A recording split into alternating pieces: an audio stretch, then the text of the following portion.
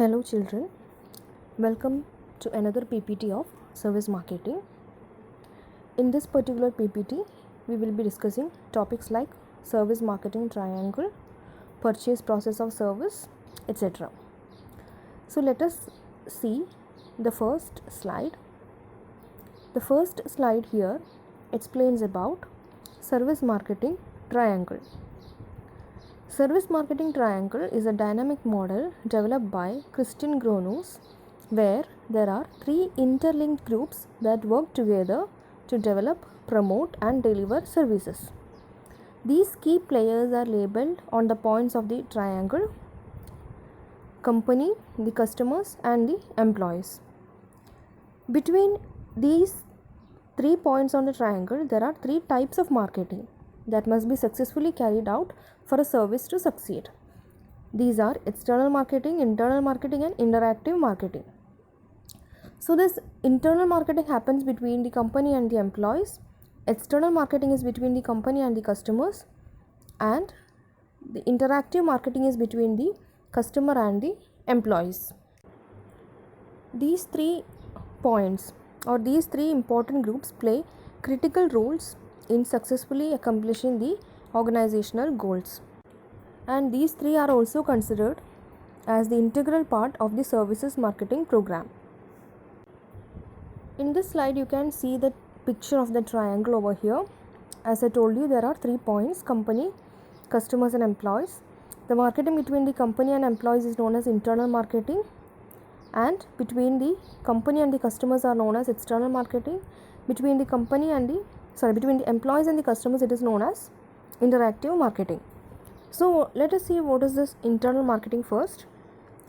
It explains the relationship between the company and the employees, because the role of employees in service marketing is very important.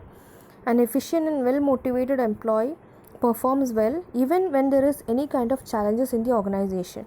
So this particular concept of internal marketing, it suggests that the philosophy of the management should be to satisfy its employees, and these employees are the initiators, and they should be considered as the first market for the service organization to serve. Unless the service employees are able and willing to deliver the promises, the firm will not be able to succeed. So the ultimate goal or the main aim of every organization is to keep the employees prepared to serve the customers with motivation and commitment. Now let us see the second one, that is external marketing. Here it is a relationship between the company and the customers. Customers are the co-producers of service, we can see, because without their involvement a service output cannot be delivered and it cannot be qualitative. It involves different efforts which the firm takes to prepare the customer to help them receive the service in the proper manner. It involves points like educating about the features of the service, pricing of the services, promotional activity, communication activities, etc. It says that the customers also play an active role in the service production process, and it is performed in order to capture the attention of the market and also make the customers get interested in the service. The ultimate aim of this external marketing is to prepare the customer to participate in the service production and consumption simultaneously and efficiently. Now let us see the third one, that is interactive marketing. So the earlier 2 ones, that is internal and external marketing, it prepares the stage for actual interaction between the employees and the customers. Now the interaction between the employees and the customers, that is known as service encounter, or it is also called as moment of truth. It refers to proper interaction or decisive moment of interaction between the employees, especially the front office employees and the customers. It is at this point that the service is delivered. Okay, I hope this concept is clear. And what the service triangle actually implies is that all the 3 sides are very much critical for successful service marketing and management. The next slide explains about the purchase process of service. Here in this slide you can see this process has 3 separate stages: the pre-purchase stage, the service encounter stage and the post-purchase stage. Let us see one by one what are these concepts. The first one is pre-purchase stage. It is the first stage where Customers identify different alternatives, they weigh the benefits and risk and make a purchase decision. The decision to buy and use a service is made here. Individuals' needs and expectations are very important because they influence what the alternatives customers will consider. If the purchase is routine and relatively low risk, the customers may move quickly to selecting and using a specific service provider. So this is the first stage. Okay, you can see over here in this slide a few points. They seek information from respected personal sources. They rely on a firm with good reputation. Look for guarantees and warranties. They visit the service facilities or try aspects of the service before purchasing. They ask knowledgeable employees about competing services.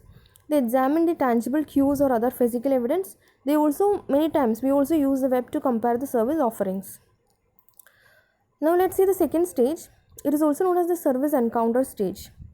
Now, after deciding to purchase a specific service, the customers experience one or more contacts with the chosen service provider. The service encounter stage, it happens when you are submitting an application or requesting a reservation or placing any order. The contacts can take in the form of personal exchanges between the customers and the service employees or impersonal interaction with machines or computers. Now here a few terms are there which you can note. Service environment and service personnel. Service environment includes all the tangible characteristics to which the customers are exposed, like the appearance of building, exteriors, interiors, the nature of furnishings, etc. Maybe for example, in the case of a restaurant, the presence or absence of dirt, odor, noise, and the appearance and behavior of other customers all affects the service quality. Then service personnel are the most important factor in most high contact service encounters, where they will be having direct face-to-face interaction with the customers, but they can also affect the service delivery in low contact situations like telephone based delivery. Then there is support services, which are made up of materials and equipment plus or including all the backstage processes that allow front stage employees to do the work properly. Then there are other customers. When customers use people processing or mental stimulus processing service, they often find themselves in close proximity to other customers, like waiting rooms at a medical clinic may be filled with other patients. Trains, buses or aircraft are usually carrying many passengers at once, requiring the travelers to sit next to the strangers, and there are high chances that they interact with each other. The last one here is post-purchase stage. During the post-purchase stage, customers continue a process they began in the service encounter stage. They evaluate the service quality and their satisfaction or dissatisfaction with the service experience. Now, the outcome of this process will affect their future intentions, whether to remain loyal to the provider that delivered the service or whether to pass a negative or a positive recommendations to family members or other associates. That is in this stage where we can understand whether we should continue the relationship with the same service provider or whether we should retain the relationship with the same service provider. I hope these concepts are clear. This was a brief explanation about purchase process. Now one more slide I'll just show you over here. It explains about the typical purchase process, which includes 5 different points: problem recognition, information search, evaluation of alternatives, purchase decision, and post-purchase behavior. It is the earlier points, you can tell the earlier points have been explained in a bit detail over here.